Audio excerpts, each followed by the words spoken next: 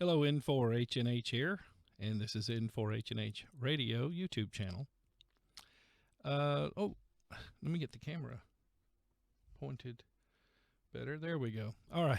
So what I want to show you is this is my Patreon page, and this is not about being a Patreon, but I internally in the Patreon portal, I do polls and we have technical conversations, and I've mentioned that at the end of some of the videos. And there are the three levels that people can join at, and yes, the middle is the most popular, the executive level, and the executives get everything that the VIPs get, except the VIPs can have a personal consultation with me via Discord or Zoom or telephone call or email or text message. But anyway, what I want to show you is one of the polls I just recently did. Well, two of the polls. One I did today.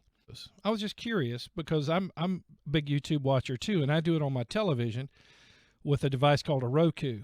And in order for me to like people's videos, the Roku doesn't show you the thumbs up, thumbs down, or any of that. You have to press the up button on the Roku remote, and then it reveals that. And I like to like people's videos to help them out because I know how important that is. So I was just curious because I noticed that most YouTubers only get about 10% likes, and you know, that can get all over you and go, well, I guess people don't like my videos, and you debate, well, you know, do I need to quit doing this? But I noticed that a lot of YouTubers only get about 10%. So I was trying to figure out, I wonder why that is. So check this out. Here's just the numbers for the poll in the last little bit. Now, at first, it came out at television was overwhelming, but now you can see it's at 41% are watching on their phone, which is interesting because the phone apps usually do show the thumbs up. Tablet, 0 so far. Laptop, 9%. Desktop, let me make sure you guys can see that. Yeah, hopefully. No, I'm covering up a little bit, aren't I? Yep, I am. Let me shrink me down out of the way. Bear with me a moment. Still learning my way around some of this gear. And my son bought me a new camera for my birthday, and this is my first video with it, as a matter of fact. So there we go. Now you can see the poll. So we've got 39% phone. Oh, look at this, an update. 4% now tablet. Laptop 9%, desktop 22%, and TV 26%. So very, very interesting. I was expecting it to be a pretty high TV content because it's not as obvious how you click the thumbs up on a television. Like I said, I have to be very deliberate with my device to do that. And of course, in our polls, and all of the Patreon levels have access to these polls, and we then wind up usually with a technical discussion as a result of the poll. So this one is a public poll.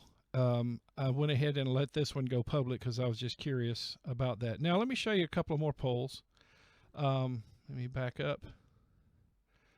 And let's see. Yeah, this one here. Internal speaker, external speaker, or headset. And I'll tell you the reason I asked this one. Because the Yaesu FT710 has come out, and it is, you know, it's going to come with a speaker, an external speaker, the SP40. And of course, the reason Yaesu is including the speaker is because of this new feature they've put in that radio called the AESS. So it's an audio enhancement system, and basically you have what I would liken to a crossover.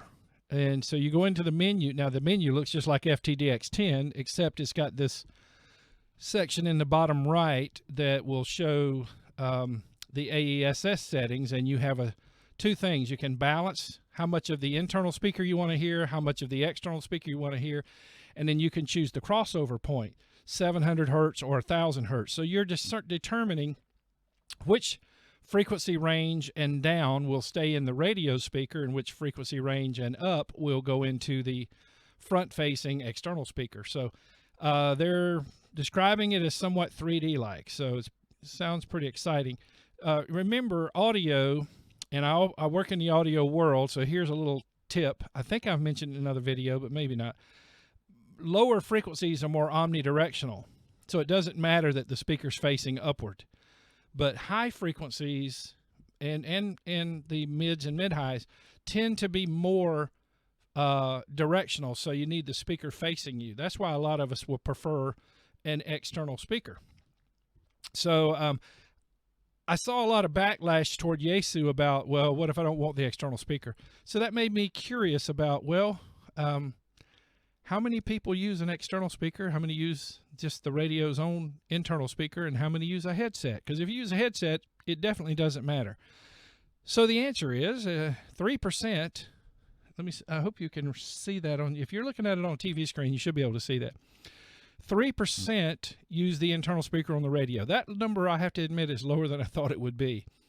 But 41% use an external speaker, and 55% use a headset. Now, I got to admit, I'm in that headset category a good bit because the headset helps me listen, or it helps me hear weak stations better. You know, remember me, I love chasing these QRP sideband and CW stations that are 2,000 plus miles away, SOTA and POTA operators, and you get somebody down there in the weeds, and putting that headphone on, blocking out all the ambient noise, your air conditioner, your computer fan, what have you. If you're using an amplifier, and perhaps even the amplifier fan, helps you really focus. And I don't know, it seems to me like you just internalize the sound, so it helps you focus a little bit better and hear them. And of course, I'm using these Heil headset, the Heil headset I covered in a previous video, the Vox Video for the FTDX10, that has that phase reversal switch, and that allows you to, you can throw the signal, the audio out of phase between the left and the right speaker, and it's kind of a cool effect. But sometimes using that switch will help. And by the way, not always necessarily the same position. Sometimes one position that helps me pull them out, and sometimes I flip it the other way and it helps me pull them out. So it's nice having that. It's on the side of the Heil headset. These are not the Heil headset, but it's on the side here, and you flick it. And honestly, the effect I mentioned in an earlier video, in the Vox video, it's like when you flip it forward, it sounds like the person just walked around in front of you. Kind of a cool effect. So I can understand why headset wins here in the poll thus far, and that's with 58 votes among my Patreon support team. So it looks like headset wins, but external speaker is at 41%. So there are those of you out there who do like the external speaker, but astonishingly only 3%. Now granted, this is of my Patreons, this Patreon support team, 3% using the internal speaker. So I just thought those were interesting polls and look at all the comments. We get into some pretty cool discussions once with the polls. People seem to love the polls, that because then it springboards us into some discussions, and we learn, and we learn from one another. I learn from these guys a lot when I do these polls, and this was valuable information for me.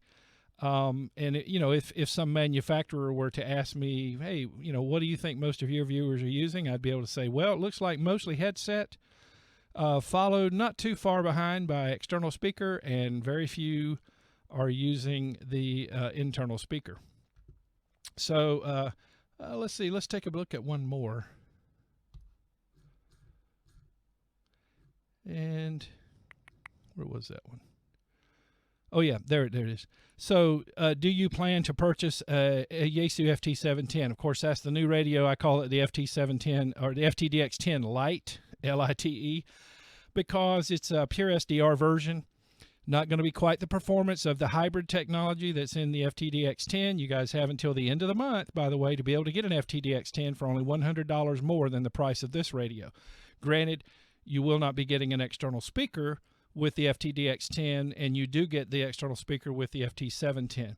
But let's see what the poll results were on that one. Wow. So only 8% of the Patreon support team who answered this question, this poll, only 8% are planning to purchase the new 710. And so 92% no. Now, honestly, I will tell you that I can figure out why that number is that way, because so many of my viewers have FTDX10, because there's that video series out there that's approaching 80 videos. And so it probably attracted more FTDX10 users. And if you already have an FTDX10, quite honestly, you don't need an FT710. Now, if you're looking for something like maybe to take in your RV, 710 might be a good way to go. But it's going to be, to me, quite possibly the best entry-level radio ever made, though, because you're going to have, you're going to have an external speaker coming with it, and you're going to have the option to be able to plug a monitor in on an entry-level radio. Never had that before. So, so I'm not real surprised that it's only 8%, simply because I think that the Patreon support team members are mostly FTDX10 users already, so why would they want an FTDX10 Lite? And one more I want you to see. It's let's see. Oh, well, have you ever sold a radio later and regretted it? I thought this was a good one. This is not a poll here. This is a PDF that's available for executive and VIP Patreon members. It's a very, very detailed look at how to set up an FTDX10 for FT8 operation. There's a PDF you can download. There's the link right there. But that's only available to executives and VIPs. Here, have you ever sold a radio and later regretted it? Check this out. 60% yes, 40% no. And I have to say, I'm not in that category. I had one stolen, and I regret that. It was one of those little credit card size Alinco 2-meter, 70-centimeter HTs. But I actually have only bought three HF base stations in my entire life. So, and I still have the original, which is a Yaesu FT890 that I bought in 1991. Prior to that, I had a tube type radio that I was borrowing back in 1982 when I was first licensed, and I used it for about a year or so, and then I wound up a job took me on the road touring, so I didn't get to play with anything but a 2-meter rig and a tour bus for a while, musician tour bus. And so I was out of HF until 1991. So I haven't actually sold one myself, but it is interesting. I believe if I were to sell my FT890, I probably would regret it. But there you go. 60% have sold a radio and regretted it. So there you go. I just wanted you guys to see a little bit of the internal polling that we do here in the Patreon portal. We have a good team of folks in here, and they run the gamut. Some are like super geniuses, and some are brand new, and we welcome everyone, and we try to help everyone who has a question in here. So anyway, just a kind of an interesting little video here on a Saturday afternoon. I'm going to go ahead and post this one right now. I'm going to go ahead and get it edited and ready and upload it. Just wanted to give you guys a little insight into polling, because sometimes people go, I wonder what everybody else is doing. Here you go. There's a few polls that you can glean some info from. So, hey, I want to thank this Patreon team who bring you these videos. Without their support, I would have to stop doing this. I just would not be able to justify the time. So I appreciate them doing that. If you want to join the team, you simply go to patreon.com. That's www.patreon.com/N4HNH. And then you'll see those 3 levels of participation listed up there. And so the associate level is going to have a little HT. The executive level is going to have an FT891. And the VIP level is going to have an FTDX 5000. Those are all 3 radios that I own, so that's why I used them. And so those of you who have been watching the channel long enough know that it's not because I work for Yaesu. In fact, Yaesu and I aren't always on the best of terms. It's just that it's just happened that way. I do have a couple of ICOMs as well. But it's worked out that over the years that when I was ready to buy a radio, Yaesu had the best deal for the money at the time. So that's kind of how it worked out that way. But anyway, those are the 3 levels of participation. If you would, please click like on this video. That helps the channel out. Doesn't cost you anything. Just helps us out with the YouTube search algorithm.